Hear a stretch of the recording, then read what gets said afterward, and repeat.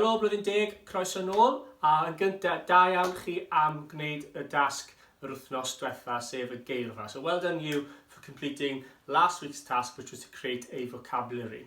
Nawr, y gair mwyaf llwyddol allan yn y gyd o dirwasgiad. The main word I really wanted you to focus on was economic depression, dirwasgiad economaidd.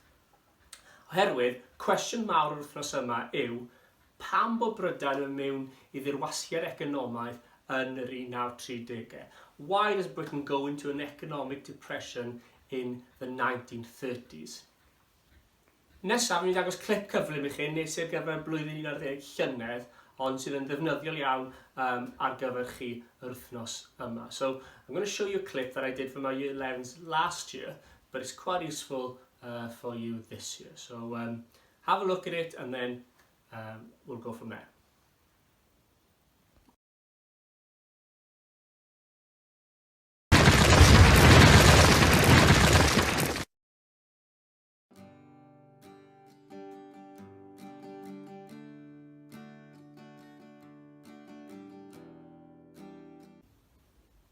Yn 1930, wnaeth economi Brydain chwalu. Ond, y cwestiwn cyntaf sy'n edrych yw, pam? Pam nath Brydain mewn i ddirwasgiad? Felly, y beth cyntaf eisiau chi wneud yw gwasgu bwtyn pause a wedyn wneud restr. Resymau pam nath Brydain mewn i ddirwasgiad. Felly, cliciwch pause, newch restr, a wedyn gwyliwch yr gweddill clip. In the 1930s, the British economy crumbled. But the first key question you need to know is why? Why did the British economy fail? So, the first task, make a list. Press pause, but make a list. Reasons why Britain went into an economic depression. Then, after you make your list, press play, and then see if you can add more after watching the following.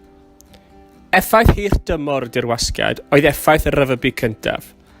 Roedd y ryfel yma'n hollol unigryw, ac roedd talu am pethau megis yr holl arfer wedi chwalu economi Brydain. Tyfodd dylai'r wlad o 650 miliwn i 7.5 biliwn o ganlyniad i'r ryfel.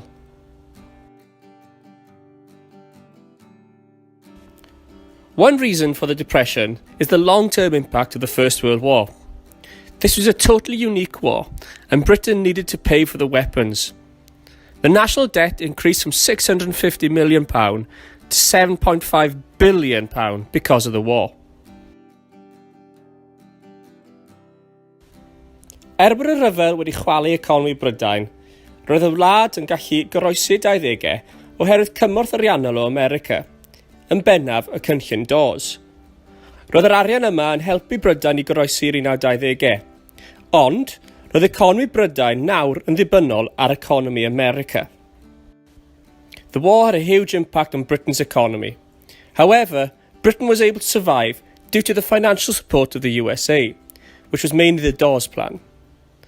Although this helped in a way, it made Britain's economy reliant on America's economy.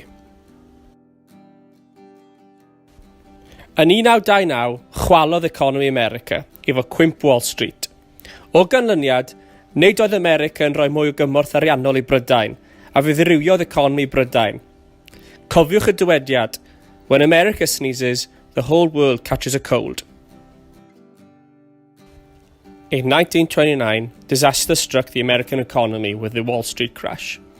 As a result, no more financial support was given to Europe, including Britain.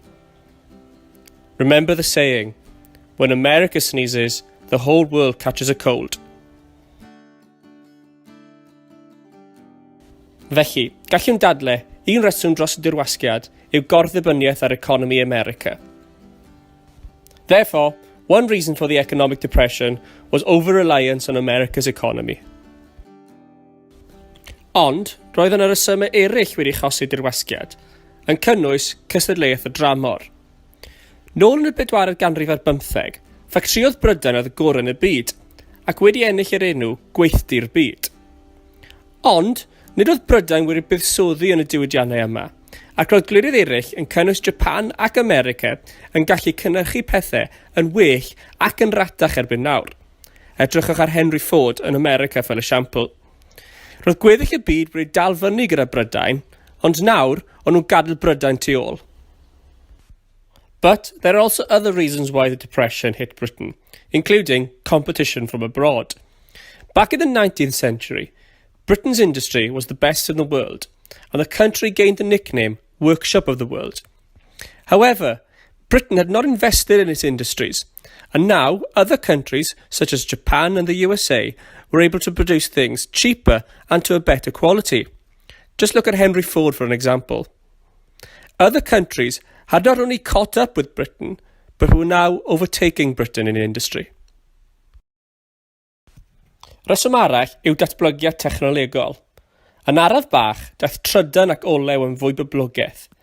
Roedd hwn yn newyddion gwael i diwydiant glo, yn enwedig i dde Cymru, lle roedd economi y wlad yn hollol ddibynnol ar llwyddiant y diwydiant glo. Another reason is technological developments. Slowly, electric and oil became more popular, which was bad news for the traditional industries such as coal. This was particularly bad for areas such as South Wales, who became very reliant on the success of the coal industry. Mae'n bwysig cofio am effaith cytundeb Versailles. Roedd hwn yn cosbi'r Almaen yn y rhyfel. Un cosb yw bod gwledydd megis Ffrainc yn derbyn glo am ddim o'r Almaen. Roedd hwn yn ergyd arall i ddiwydiant glo Brydain. It is important to remember the impact of the Versailles Treaty. This was a list of punishments for Germany for the First World War. One term stated that they should give free coal to Germany. This was another blow to the British coal industry. Mae'n bwysig pwysleisio bod economi Brydain yn gorddibynnol ar ddiwydiannau traddodiadol. Enghraifft, pan oedd diwydiant glo yn dioddef, roedd economi yn dioddef.